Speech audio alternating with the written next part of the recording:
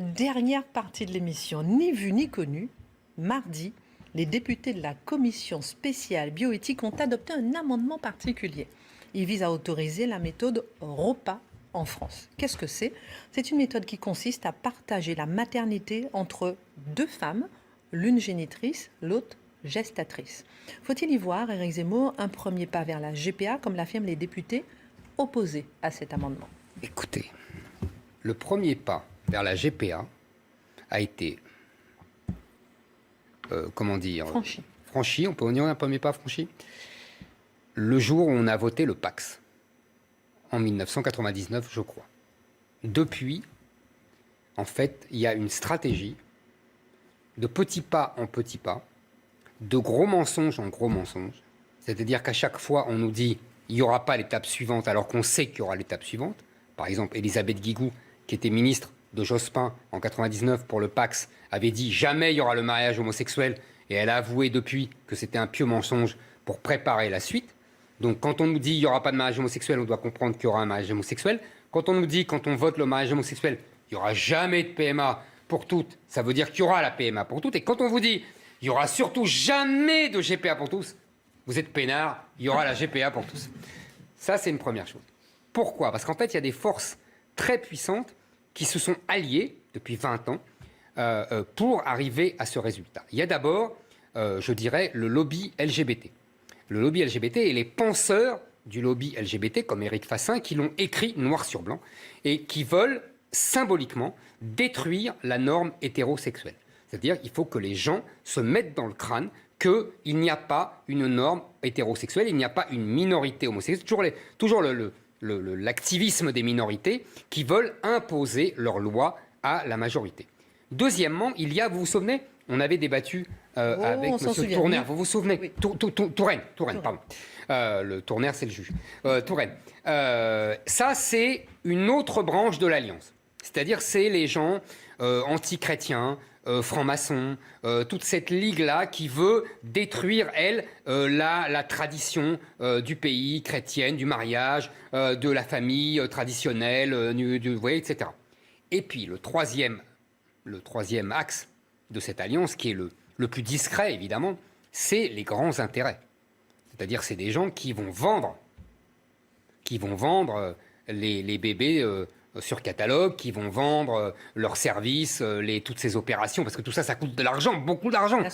Donc il y a des intérêts financiers énormes qui vont aller louer les ventres des Indiennes pour la GPA, qui vont aller, vous voyez, et il y a des gens très riches. Il y a des gens très riches qui veulent faire ça. En général, dans les pays riches, les homosexuels sont plutôt une catégorie sociale aisée. Je dis en général, évidemment. Vous voyez, tout ça est un marché extraordinaire. Donc il y a des intérêts idéologiques, des intérêts, je dirais, financiers, et les deux se mettent ensemble pour arriver à ça. Donc là, c'est encore une nouvelle petite étape. Vous voyez, une nouvelle petite étape vers, effectivement, la GPA, vers surtout la déconnexion.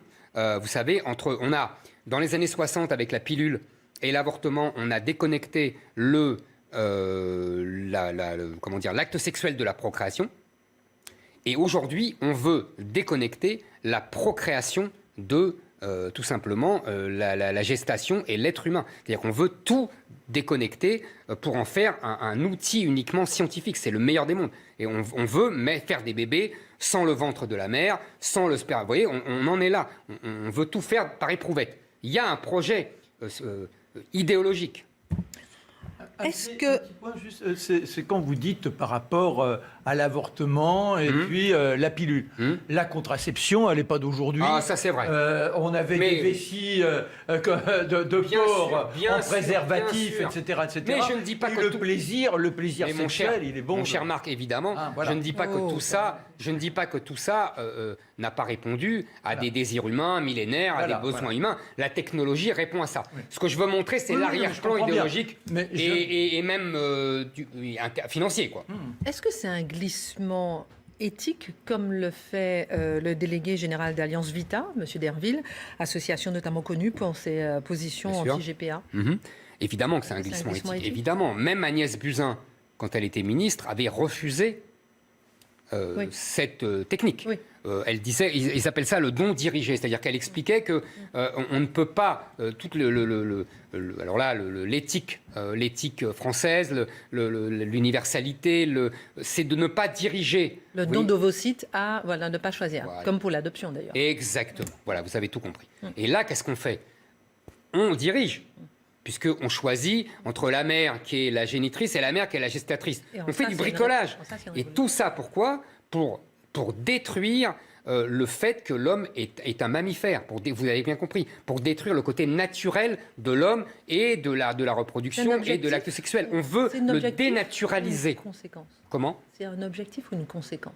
C'est un objectif. Ah, pour moi, moi, je crois à la lutte idéologique. Je crois que tout est une lutte idéologique. Après, il y a des idiots utiles d'une idéologie. Non, mais il y a des gens qui souffrent. Il y a des gens.